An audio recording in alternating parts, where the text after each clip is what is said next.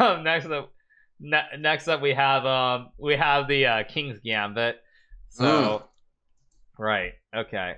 King's Gambit is pretty OP. Wait, where do we put your own? Tricks only? I put it in tricks only. Yeah, Okay. I put it near the top of tricks only. Okay. King's so, Gambit. So yeah, let's so King's Gambit is next up, of course. E4, E5, F4 is King's Gambit. Black can take it or just play some other lines like Bishop C5 or Knight C6. So what do you think, Levy?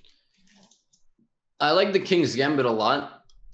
And anytime I played it in the speedrun, it seemed to go pretty well against people anywhere from 1,000 to about 1,1700. I haven't recorded the 1,800 or 1,900 one yet, but I think right around 1,800 is when people have like theory prepared, like they play D5 or Bishop C5. Right, right. But let's put it this way: of the things that you can play in E4, E5, this is on the lower tier, in my opinion. Like, there's better gambits. Yeah, I kind of agree with that. I think they're better gambits. I think in general there are better ways to play against E5. It's playable, but also I'd be concerned there are things like the Falkbeer counter gambit as well, like pawn to D5.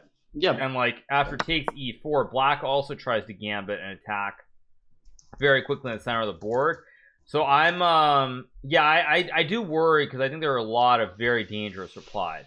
Having said that, I mean, I have won a couple of games with the King's Gambit, so I am a fan at times, but I think there are a lot of responses, and it's very hard to it's hard to play. Actually, I'm gonna give a fun little story on the King's Gambit, just a side note. So I think it was in the London Chess Classic in maybe what year was it? I think it was 2011, I believe it was. So I was playing the London Chess Classic in the last round. I was playing against Michael Adams or it was 2012. Okay, I was playing against Michael Adams in the last round, and I was there with my trainer Chris Littlejohn, and I basically told him the night before, I'm like, well, I'm going to play the King's Gambit, and he's like, okay, good, I'll just go out and go enjoy London. So basically, when I decided to play the game, he literally he didn't look at any chess, and he just went out into the city. He went, I think he like went to Hyde Park and other stuff, and he just didn't even stay and watch the game, which I did win, by the way. But it was just that's how bad of an opening it really is. Wow. So yeah, he's just like, as soon as the game, like he hung around as soon as the game started, he just went out into the city, took the metro, went into the city, and did not hang around. So. All right. So where does the King's Gambit go? It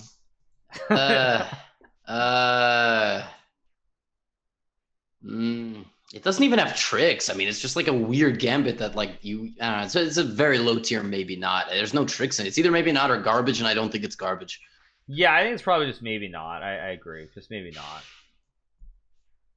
I think it's hot. It's like middle of maybe not though. All right, let's try to blast through these. We got like 25 more. It's a tough opening tier.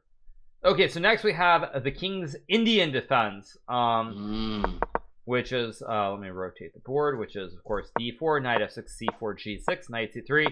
You don't accidentally touch your pawn and try to take back your move. You instead play Bishop to G7. Just ignore everything and play like this with castles. So what do you think? We haven't had a solid opening in a while, but I mean, isn't this just legend status? I think it's, at intermediate level, yeah, I think it probably is because the ideas are pretty straightforward for black. I think it is. Yeah, I think it's definitely legendary. It's not at the very top. No, it's more on the lower side, honestly, because everything up there gives you a really easily played position. I think it goes like, yeah, I would say it's above the Alpin, but it's below the close Sicilian. It's definitely, I think it's legendary, but I think it's bottom tier legendary. Okay. So next up we have the Latvian Gambit, which is, let me flip the board again, which is E4, E5, Knight F3, F5. Of course, played by the very famous Swedish streamer Forsen himself. So what do you think, Levy? Oh man, very dangerous if you don't know what you're doing, and even if you do know what you're doing, again, like the Elephant Gambit, I mean, some of these positions, you got to be like really, really careful about. And best case scenario, you get what do you get? You get like something like this. Yeah, but I think this is also supposed to be losing by force. after knight c3. Some knight d5. Like I think this knight d5 line is supposed to be winning. I don't By know about force? yeah, I don't know the exact order of how why it's winning, but it's definitely very bad. So I think it's supposed to be losing by force, if I remember correctly. Let me see. But folks aren't gonna. Yeah, so like we're just assuming. Yeah, f3 is supposed to be just be winning by force. Okay, but people aren't gonna always know that, or True. ever, frankly. True. Yeah. But again, it's just like if you've got options, like why not play the Caro-Kann? Why not play another gambit that's a little bit more sound? So it's not even a tricks only. It's probably as bad as the Elephant Gambit, for being honest. But then again, you did teach it to Forsen, so no. Let's not let's not take it around. Forsen likes gambits, and he wanted to play it, so I looked at it. With him. I didn't show him. I didn't show him the. Okay. Hey, chat. No fake storytelling. All right. Yeah. So I don't know where it goes. I think it's like it's somewhere in the. I don't think it's at the very. I think it's in the middle because you can still win if your opponent messes up. So I think it goes in the middle of garbage. So okay, so next up we have the London system. Of course, you guys know the London system quite well. This is of course pawn to d4, knight f6, just bishop to f4, followed by e3, knight f3, bishop d3, knight d2, castles, and c3. Very straightforward setup. You can tell me what you think, Levy. It's got legendary status, but I think it just goes into solid tier because a lot of people who play this with white, they don't play it in a challenging way. They don't, for example, do something like this against King's Indian players with long castles or e4, e5. Or so it gets my blessing of solidity. I did beat Eric Rosen, although that was not the most convincing display of an anti-London showdown. Maybe we'll run it back. It was like a split decision in the UFC. But that's what I say. We need a third opening in solid tier. Okay, yeah, I kind of agree. I think you're right. I think it would be legendary if there's a straightforward way to be very aggressive, but I think you're right that most people just play the setup regardless of how their opponent responds. So I think you're right. I think it's probably solid. It's more solid, yeah. I don't know if it's not probably top solid, right? Like it's just no, I think it probably is actually. I mean, it's got to be more solid than the Accelerated Dragon for sure. Okay, so next up we have the Marshall Attack. So this is pretty advanced. This is within the Spanish, so it's e4, e5, knight f3, knight c6, bishop b5, pawn to a6, bishop a4, knight to f6, castles, bishop to e7, rook to e1, b5, bishop b3, castles, pawn to c3, now pawn to d5 here. So what do you think, Levy? It's like up there with the Grunfeld in terms of way too much theory that you're almost never going to see on the board. Really good for GMs and really terrible for anybody below 2200 probably. Interesting, because I can say for a fact, maybe my stepfather will get mad at me for saying this, but I do know that one of his most talented students, who's about like 1800 and 1900, this is actually what he's been teaching them. Is it a kid? Yes, of course it is, yeah. Well, then, you know, the horizon for this kid is that he's going to be an IM at the age of 12 or something. So you got to teach the kid what he's going to play in his first Saturday GM Norm event. Like, of course. But, fair, you know, fair. If you're 1400 as a 25-year-old and you want to pick up an opening, don't play the Marshall. What are you doing? Come on. Right. Yeah. So Neil's got the right idea. But if you're an adult, then, I don't know. Right. Yeah, so I mean, I kind of agree. I think it's one of the I think it's probably out of openings that someone has like sort of created randomly from thin air. It's one of the greatest concepts. I really do love the concept of just activating the bishops and bringing the queen out. And considering it was discovered in like the 1930s, long before there were computers, it's certainly something that I really do love as an idea and a concept. But certainly, in terms of intermediate level, I think if you get it, it's great, but getting to this point already, I think is very unlikely. So I kind of agree. I think it goes I think it probably just goes in maybe not. That's where I would put it, because I don't think it's bad. It's definitely not garbage. It's not tricks only. It's got to go somewhere in the middle of maybe not. So that's where it goes. I do see some people in my chat who are saying things like, you know, listen, I'm 1700, and every time I played the Spanish, this like this happens. I get this on the board, which is interesting because I guess at that level people start trying to play grandmaster theory. Like both parties in the game are not trying to play, you know, BS. They're trying to. So that would work, but you're gonna win a lot more games. Maybe. I mean, no. You know what? I think maybe you're out of touch, Levy. Okay. Where are you putting it? Where does it go? I mean, because if you get it, it's great. Where does it go? Where does it go? You can just call me out of touch and not put it somewhere. No, I'm moving. I'm just thinking where it goes. I mean, I think it's legit. I'm gonna put it in legit. I think it's legit. All right. It's legit. All right. Okay, so next up we have the Nadjorf, which is in the Sicilian. E4 c5, knight of 3 d6, d4 takes, knight f6, hit the pawn, knight c3, guard the pawn, and then pawn to a6. What do you think, Levy? Solid. It's pretty solid, but like again, it's just a little bit too complicated, right? That's the issue with all these super complicated openings. So it's either solid or legit, but so I have a friend who plays the Nadjorf his whole life. He said he learned the Nadjorf from his coach at like 1300 and he played it ever since. And his coach basically told him, if the bishop goes to c4, you play e6. And if the bishop doesn't go to c4, you play e5, bishop e6, bishop e6, and bishop e7. Okay, so, okay. And that's how you play the Nadjorf. Yeah. So I will say, like, one thing that I really like about the Nadjorf, and this is just to give you a progression of my history, is when I was young and playing, when I was like, probably I would say, maybe from the time I was maybe just really weak, like maybe 1000 till about like 18 or 1900, I actually played the Scheveningen or the Scheveningen, however you want to pronounce it, with pawn to e6. And very oftentimes, my opponents would play f4 and g4 and just steamroll me on the king side.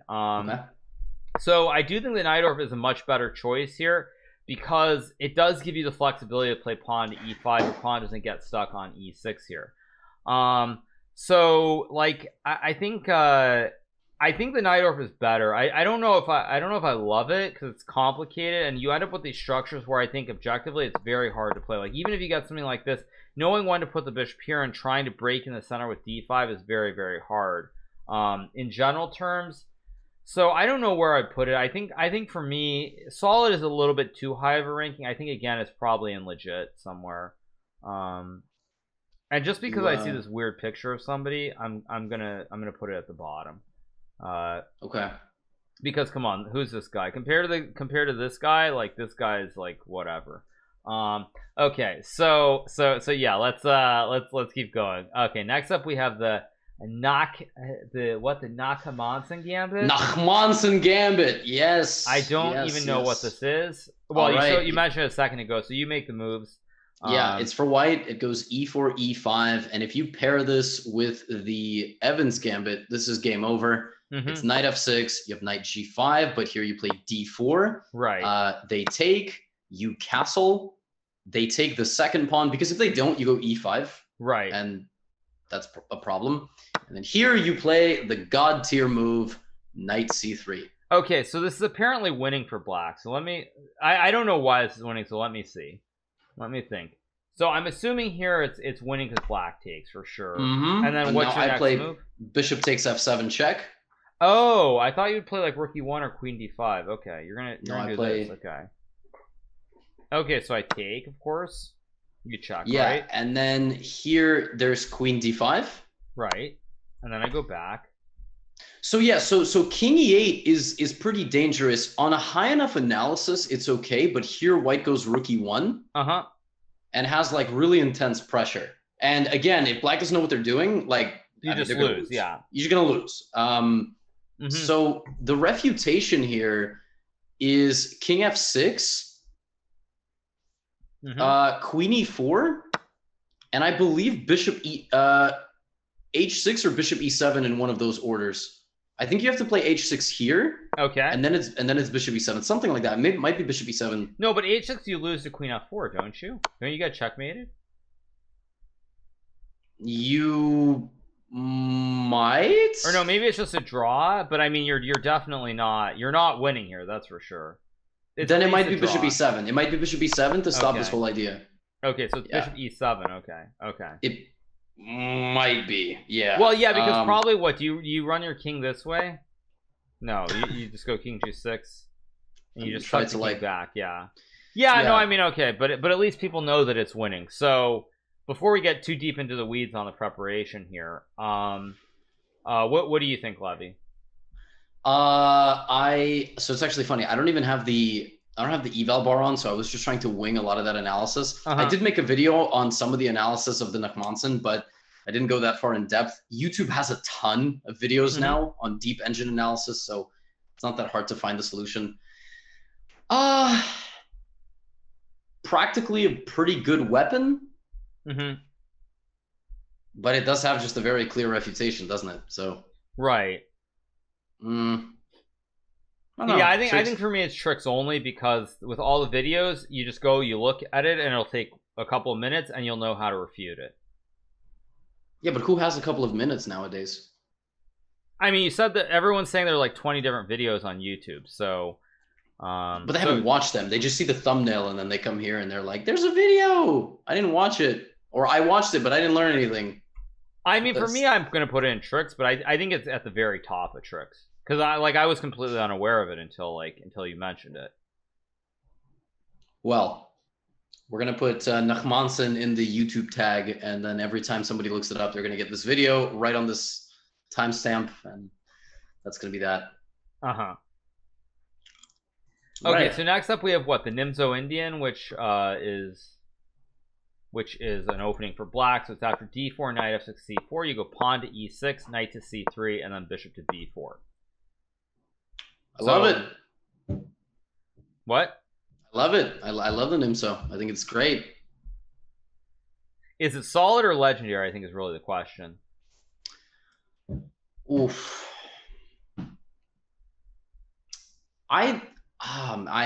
You pick. I think we're lacking on solid, so I'm gonna put it like right near the top of solid. I think it's right near the top of solid. Damn, just because it's good, you guys, because it's very flexible and the plans tend to be pretty straightforward. So it's where the ideas fall in line. Like everything just comes together. Like you castle, and then you castle, and you play like castles. Oh, I can't make errors. Castles, b6, bishop b7, or you play like d6 and e5, or you play d5. But you get to pick the choice. It's your choice, and you pick something, so it's completely reasonable. It's just very flexible. So, all right. So next up we have the Nimzo Larsen attack, which I believe is what I play, right? Which is, I think, is it f4 b3, or is it knight f3 b3? No, I think it's just b3 and knight f3. So it's like this. Let's see, and b3. Yeah, Nimzo Larsen, right? So you play like knight f3 b3, usually e3 bishop b2. This opening has been featured very prominently by Dog and PogChamps. So it's very flexible. Again, a lot of ideas. You can go c4, you can go g3 bishop g2. Even d3, knight d2, e4. So a lot of different plans, but usually knight f3 and b3. So what do you think, Levy? It probably just gets the same treatment as the Nimzo Indian, right? So yeah, I agree. Again, I think it's something that's just very flexible, straightforward. It's not legendary. It's better than legit. It's just very solid all the way. Yeah, so I'm gonna put it in the middle of solid. Right, okay, now we got next too many up we solids. have the Orangutan. Yep. Which is move 1, you play pawn to b4. This is also called the Polish opening, you guys. So it's called the Orangutan and the Polish opening. The story goes, I believe, that was it Moroxy? Who was the dude who went to the zoo? I have no idea. So the story goes that some grandmaster went to the zoo and he brought a chessboard and he played against an orangutan and it played b4. Now I know it's probably far-fetched and apocryphal, but let me see if I'll Google it very quickly. But that's how the story goes. I'm not sure. I'm not sure. It's obviously I think not true. But let me see. That was the ancient way of doing a sub battle. Just go to the zoo and play an orangutan. Right. Let me see. Can I find it? They called the. Let me see. Let's see. Where does it say? Where does it say? Yes, okay, perhaps its most famous use comes from the game Tartakower against Morocco. So I was right. In the New York 1924 chess tournament on March 21st, 1924. The name Orangutan Opening originates from that game. The players visited the Bronx Zoo the previous day, where Tartakower consulted an orangutan named Susan, and she somehow indicated Tartakower insisted that he should open with b4. Sounds like a really vicious LSD trip. I'm not sure this ever happened. I think this man just like... Yeah, also Tartakower noted that the climbing movement of the pawn to b5 reminded him of the orangutan. So, wow. Anyway, all right, so that's apparently the story. So it's there was an orangutan named Susan who told him or indicated somehow that he was supposed to play pawn to b4. So that's the story. So yeah, all right. Okay, you guys. So that's the story behind b4 in terms of why it's called the orangutan. It's also called the Polish opening as well. So, Levy, what do you think? It's not that good of an opening. There's a lot of better things. I wish we got to make a category you high, bro. That's but I feel like that might be a little bit brand risky. So right, yeah. Yeah, I think you're right. I think it just goes in garbage. Okay. We put Polish there too, by the way, because they're the same. Is Polish here? Oh, they are the same, right? Okay, so then we just leave this off and we'll just put the Polish here because they're the same opening. Yeah, we accidentally have the double. So actually, no, Polish. Let's put this. It's a better image. Let's leave that one there. Okay, so next up we've got the Petrov. So we've got the Petrov. Of course, you guys know that it's e4, e5, knight f3, knight to f6, knight e5. Correctly, you play d6. You don't play the xqc variation of the Petrov with knight takes e4 because that loses to queen e2. Knight f6, knight c6, check, winning the queen. Instead, you play the proper d6 move, knight f3, knight takes e4, and this is more or less the Petrov. So wait, so there's something pretty crazy here. We don't have the Stafford Gambit, I don't think, but obviously there is a lot of beginners are playing the Stafford Gambit now because of Eric Rosen, right? And basically Eric Rosen, and that's it. Which is the whole point, is that you develop your pieces really quickly and you try to go for a big attack. Hikaru, I played a sub when I first started the run, and he played this, and I said this is losing, and people were telling me this is theory now. It's yeah, I know it's playable, but I think white's still supposed to be like 0.7 or something when I looked at it last time. It's still supposed to be very good for white. Well, this is how the game went. It went queen e7, queen e4, d6, d4, g6, bishop d3, and here he played bishop g7, and I played knight f3, and I was up a piece. Oh, okay, yeah. So yeah, so I mean, I know, like, I think this is still supposed to be good. I thought black was supposed to play f6 first, actually, if I remember correctly. But I don't know. I mean, I know that it's not losing by force, but it is still like 0.7, 0.8 for white. So white is still much better, to be clear. But it's not losing by force. That is I would say that. All right. So, but the main Petrov, of course, with this with d6 and so forth. I mean, of course, also another thing I would add is there's also knight takes f7, the Cochrane Gambit, which is playable as well as king f7 and d4 here. So this is also quite quite dangerous too. So there's this line as well. Why would you play knight takes f7 if you can not lose a piece? I think Topolov played it, and actually I played it in a lot of online blitz games against Timur Radjabov. Lars? Oh, okay. Radjabov back in the old days. But yeah, so there's that Gambit. Yeah. So anyway, there's this Gambit. There's also the Stafford for black, but we're just talking about the traditional Petrov here with knight f3 and knight takes e4. So where do you think it belongs, Levy? I mean, it's a solid opening. I don't think that you should. I know that the last time we did this, I made a joke that the only people who should be playing this are trying to be Fabi or something. But like, you know, as long as you're not blundering, completely fine. I think it's just traditional. However, to add something, just to be very clear, you do not want to blunder like after knight c3. Remember, you take the knight. You do not make a move like bishop f5. This is what the former world champion Vichy Anand played against Alonso Zapata, and after queen to e2, he had to resign the game. I think he resigned after queen e2, which was the shortest loss of Anand's entire chess career. He lost in 6 moves. I mean, maybe he made a couple more moves, but he resigned very, very quickly thereafter. So again, you do have to be careful because even someone like Anand can blunder and lose in 6 moves like XQC. So you do need to be very careful with your openings. So all right. Okay, so it goes in solid. So next up we have the Phiidor Defense, which already has a cooler name. No, it's got a right. We've got the true Phiidor called the Black Lion, but we're gonna look at the actual Phiidor. No nonsense. So knight f3, knight d7. Usually like bishop c4, bishop e7, castles. You don't play h6 like a lion. Instead, you just castle, play c6 and queen c7. So what do you think, Levy? I like the lion over the Phiidor. I think the Phiidor is too passive. I think the ideas in the Phiidor are a little bit too odd, maneuvering and everything like that. Like play the lion, play h6 g5 and go attack people. So I think it's just maybe not. Okay. It's not losing, right? It's not losing, but I think it's maybe not for me. So yeah. So maybe not. Okay, so next up we have the Pirc Defense, which is pawn to e4, pawn to d6 is a black opening, d4 and like knight f6 or g6. What do you think, Levy?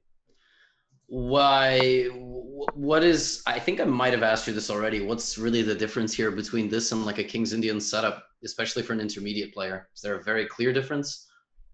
No, I mean, I think it's playable. I think you have to know what you're doing to be careful. But I think if you study it a little bit, you can just play it. I would say if you're gonna play the modern or in the Pirc, you should play it in conjunction with the King's Indian and also maybe the Sicilian Dragon. I think those 3 setups, you all create this constellation formation, and you put the bishop on the diagonal. So I think if you're gonna play this, you should play the King's Indian. So just mix it all together. Yep. And also because my stepfather has played this his whole life, and that's why he never got stronger than Phiidor Master. You can also transpose into the King's Indian with pawn c4, knight f6, knight c3, bishop g7 if you play the modern move order. So yeah, you can. Low blow, no, you guys, but I will say that's one thing you have to do is you can't just play one opening your entire career, because at some point you stall out. You can't just play one opening. So yeah, so I think playing you can play the modern with the King's Indian, and it's all pretty standard. So where do you think it goes, Levy? Solid, high tier solid. What are we thinking? Legit. Yeah, because I mean, like, I think you can play it. I don't think I would put it in solid. I think it's just like mid tier, legit for me is where I would put it. So okay. mid tier legit, I think. That's fine. Okay, so next up we have the Ponziani Opening, which is pawn to e4 on move 1, pawn e5, knight f3, knight c6, now pawn to c3. I believe this is featured by the political commentator David Pacman in PogChamps as well. Ludwig also played it too in the original one. White aims to take the center immediately by pushing the pawn to c3. So I really like it. People don't know what to do against this. And I have had success with it anytime I get e4, e5. There's a lot of interesting e4, e5 lines for white. Right. Interesting e4, e5 lines. Yeah, so I mean, I like it too. I think at the intermediate level, it's pretty reasonable. So what do you think, Levy? Let's put it into close to top tier solid. Yeah, I agree 100%. That's not even a question. Yeah, I think I'll put it here. Yeah, I think it's just very solid opening. It's not legendary, but it's very fundamentally sound. Okay, so next up we have the Portuguese Gambit, which is pawn to e4, pawn to d5, takes a knight f6 here, followed by bishop to g4 or knight takes d5. So what do you think, Levy? This is only really good if you get like the mainest of the main lines with like c4, bishop g4, right? Yeah, but like that almost never occurs. So White just plays normal moves like knight f3, bishop e2, d4, and white is better, and that's it. Like it's agreed. So I think it's tricks only, right? Yeah, it's definitely tricks only. When I was little, like my logic was, oh, they didn't take the pawn back, so I'm going to defend the pawn, and then you lose one bad game and you never do it again. So, right. But tricks only for sure. But where in tricks only, I guess. I think it's in the middle. I think it's in the middle because I think it's kind of okay. I think it's in the middle. Yep, that's where I put it. Moscow says I have 3 books on the Portuguese Gambit, and I never get this on the board. Right, exactly. So. Yeah, it just never happens. This is very true. So, all right. So next up, we have the Queen's Gambit. Of course, Queen's Gambit is d4, d5, c4, e6, and then knight c3, knight f6, or like knight f3, knight f6, knight c3, bishop e7. It's as old as they come in terms of openings. What do you think, Levy? It's legendary for both sides. I literally just made a video on this. I can't not put this in legendary status. Right? It's good for white. It's good for black. It's good for everybody. It's good for chess. Yeah, I think it's I actually think it's upper tier. I think it's probably. I think I'm gonna put it just at the top. I think it's at the top because it's just something you have to play. It's got to be the top. Yeah, it's got to be the top of legendary. And just to be clear, I know it says Queen's Gambit, you guys. We're talking about the Queen's Gambit decline, not the Queen's Gambit accepted, but definitely at the top, for sure. Okay, so next up we have the Reti Opening, which of course is it's normally like it's some combo of G3. There are a lot of similarities between this and like the Catalans, but usually it's like. It's some setup where you do this and you can play like d3 c4. You can also play b3 c4, d3 knight d2 e4, all kinds of setups, but usually you start with knight f3 g3 bishop g2. So what do you think, Levy? I like it, but again, it's very solid, but it's right. It's got to be put next to the Catalan since you just you get the setup, but then you have to. There's no obvious targets. There's no obvious game plan. Sometimes you push on the queen side. Sometimes it's better to go King's Indian attack, right? So yeah, it's solid in my opinion, but there's better options out there. Okay, but the question is Reti? Yeah, Reti is better than Fabiano. So Reti's like bottom tier, but yeah, I think it's like Reti ahead of Fabiano. All right, so okay, next up we have the Rossolimo. So we've got the Rossolimo. So e4, c5, knight f3. Now d6, you can play bishop b5. Is this actually called the Rossolimo after d6, Levy, or not? Oh no, it's called the Moscow. It's called the Canal Attack. Oh, I thought it was called the Moscow variation. I think it's Moscow is after knight d7. I think. Okay. I know they call it the Canal Attack, but anyway, knight c6, bishop b5, of course, is a traditional. They somehow changed the name on chess.com, by the way, Levy. It does not say the Rossolimo anymore. It says the Niazmetdinov Rossolimo attack. Right, Nizhmedinov, or yeah. So I don't know why they changed the name, but certainly it's considered a traditional Rossolimo. What do you think, Levy? It's the Rossolimo, but fun like tidbit about Rossolimo. So this Russian author, Alexei Kornev, writes a lot of chess books, and his book in Russian, translated from Russian to English on the Rossolimo, is called Rossolimo and Friends, and it's basically like Rossolimo and like the different iterations of bishop b5. It's just such a funny translation. It's like, it's like Rossolimo and his boys. It's like a fictional novel about Rossolimo and his homies. I think Rossolimo is really good. I said that earlier. It's probably very solid. I like it. Yeah, I think it's just classical. You just play for ideas. So, why is there a rose? That I don't know. Is Rossolimo a name of a flower too? I don't know. Okay. All right. Okay. So next up we have the Rossolimo. Ha. Rossolimo. Very funny. Okay. So next up we have the Ruy Lopez opening, or the Spanish. That's e4, e5. Knight f3, knight 6, bishop b5. Where do you think it belongs, Levy? The Ruy Lopez. I think if you have the option with white to not play bishop b5, then you shouldn't. Like, it's good. It's not bad, but there's a lot better ways to put pressure on the opponent. It has legend status, but does it have legend status when you're like 1500? It's the question. You know, it's I mean, I think it is legendary, but I think it's very bottom of legendary. I think it's definitely legendary, but it's at the bottom for sure. Whereas like at the stronger levels, it's definitely higher up. But I think at the lower levels, it's still legendary, but it's the very bottom of legendary, as opposed to the very top. So I'm gonna put it. Actually, no, it's got to be higher than Alapin. But yeah.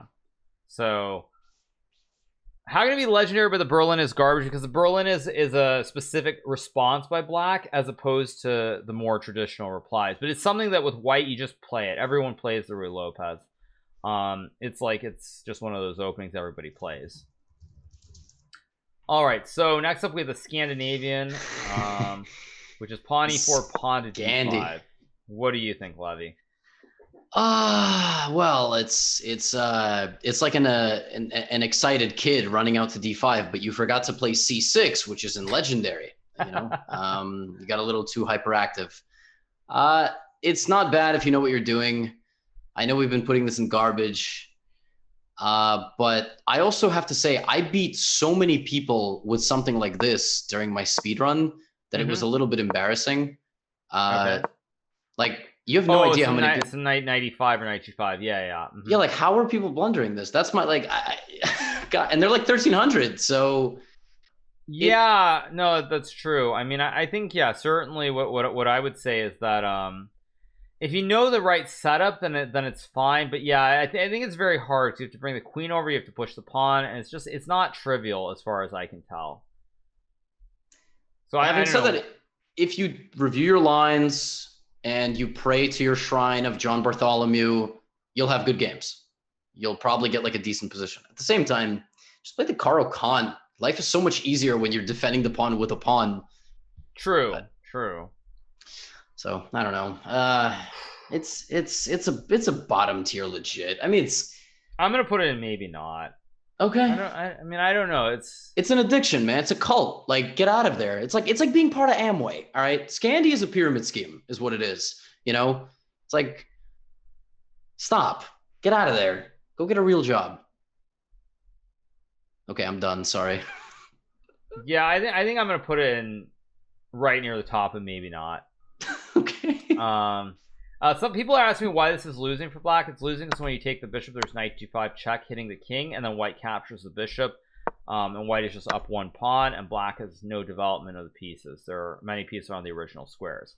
All right, next one is the Scotch. The reason it's the picture, you guys, because this is Scotch eggs, of course, or deviled eggs, I think is what this is the proper phrase, with e4, e5, knight f3, knight c6, pawn to d4. So what do you think, Levy? Scotch is great. I love it. I think it's excellent for beginners. You can either play the Scotch Gambit or just the mainline Scotch, and I think it's one of the most solid openings that beginners can learn. And intermediate players too. It's what I played growing up for my pretty much until I was about 2200. So, question is it legendary or is it super solid? I think it's I don't think it's legendary, especially with the Ruy Lopez being legendary. I mean, I think it's very high up on solid. I think I'm gonna put it at the top. I think it's very, very solid, but it should be at the very top. So I'm putting it at the very top of solid. Okay, so next up we have the Sicilian Defense. Is just e4, c5. That's it. Just two moves. What do you think? I think legendary. Okay, cool. Next one. I mean, I don't know where else to put it. It's just it's a legendary. I mean, I mean, what you play within the Sicilian is different, but I just think the Sicilian as a whole, it is definitely legendary. So okay, so next up we have the Slav. That picture, isn't this picture kind of profiling or something? I don't know, like this. Hikaru, everybody knows Russians are the one group of folks anybody in the world can make fun of at any moment. No one's gonna be canceled. No, of course you can make fun of Russians. Come on. Okay, so okay, d4, d5, c4, c6. This is a Slav defense. Many different varieties of this Slav, but it's certainly it's an opening. So what do you think, Levy? I think it's too passive, actually. So against queen's pawn positions, it's not. It seems like it's not bad because at least you get your bishop out. Right. But actually, it's trickier sometimes, in my experience, to go for this than just playing like a queen's gambit and then playing b6, bishop b7. But for an intermediate player, you have to then decide very early, you know, are you playing the open Slav, which has a lot of theory? Or are you playing semi-Slav, which has a ton of theory? Right. Also or true. Do you not play any theory and potentially run into, you know, problems? Right. Yeah. Yeah. So, also true. Yeah. It's tough. It's a very tough opening. It needs to be in the right hand. So it's a legit opening, in my opinion, but you need to know your stuff. Yeah, I agree. I think it's legit. But yeah. All right. Okay, so next up we have the Smith-Morra Gambit, which of course is pawn e4, c5, d4, pawn takes pawn, pawn to c3. So what do you think, Levy? Gambits don't generally get regarded as solid, but this one is extremely solid, right? Like, other than the fact that it's losing. Oh, please demonstrate how. Isn't it? I thought this whole line with knight c6, e6, knight g7, knight g6 was losing, but only was very precise and correct to play. Like, you have to play every move correctly.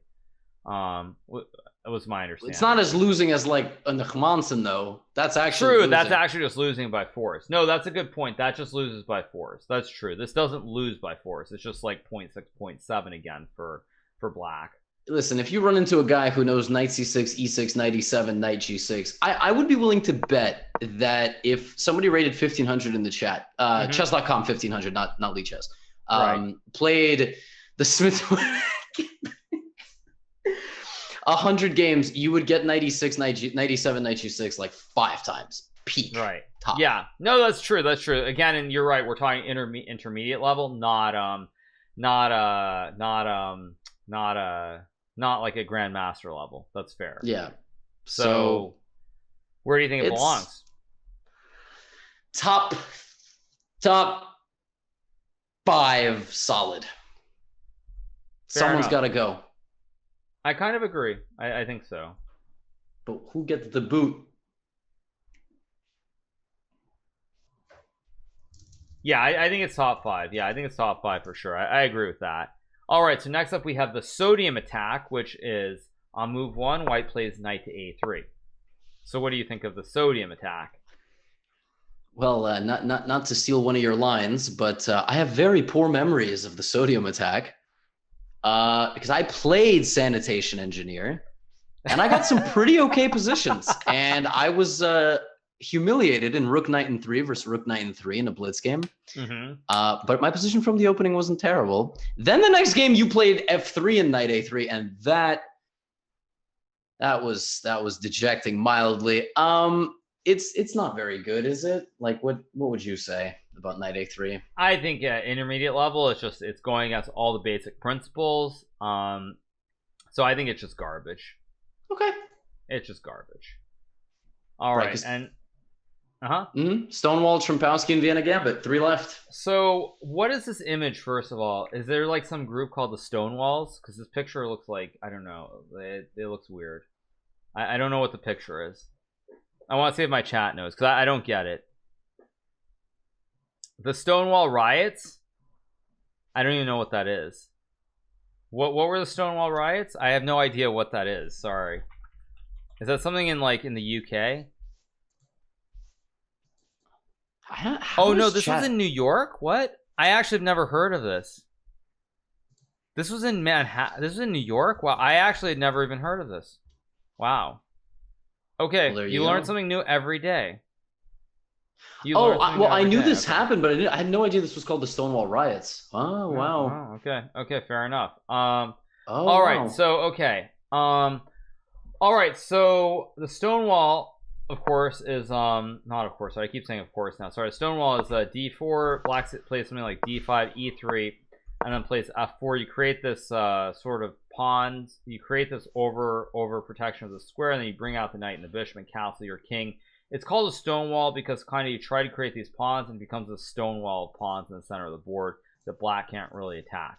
So what do you think, Levy? I think it's legit, but I don't think it's I don't quite want to promote it to some of the other openings in solid, because really if black just like covers up the attack, you're just positionally not in a good spot. So true.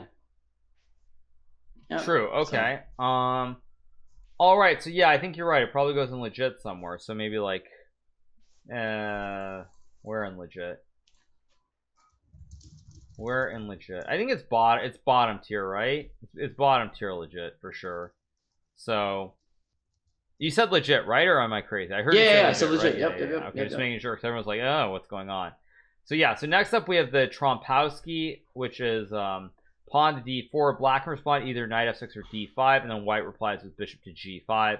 So what do you think, Levy? I think Tromp is fun, especially if you play like h4.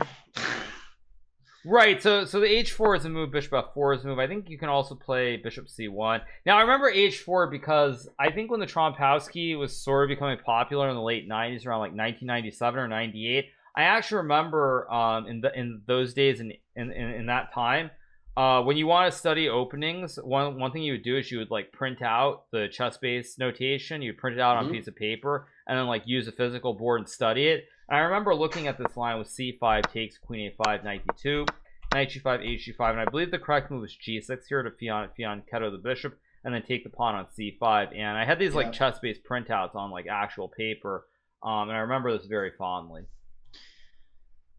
So what do you think? That is obviously more advanced than I think some of the club levels, you know, folks are going to get. Like, for example, they're going to get h4 take, and then they're going to run into this trick. This one. Yeah. Really? I never even knew of this trick until you just mentioned it now. Really? Yeah. So, okay. It's probably because I just studied better moves, but okay. Yes, you could have just left it there, but yeah, I never even considered this pawn push or captures. But yeah. So there's this line with queen b2 and then g6. Yeah. Okay. So you play for that trick, but even in 1997 with Fritz 4, I knew to not fall into any of that. I was 2, so I didn't know what any of that was in 1997, but. Yeah, this HG5 and G6 thing is, I've won a lot of games with it. Knight G5, G6. Like I think if I get this on the board, it's like 75% win rate, which is, which is, you know. And if I get this, it's like 105. Like I win so much, it's over 100.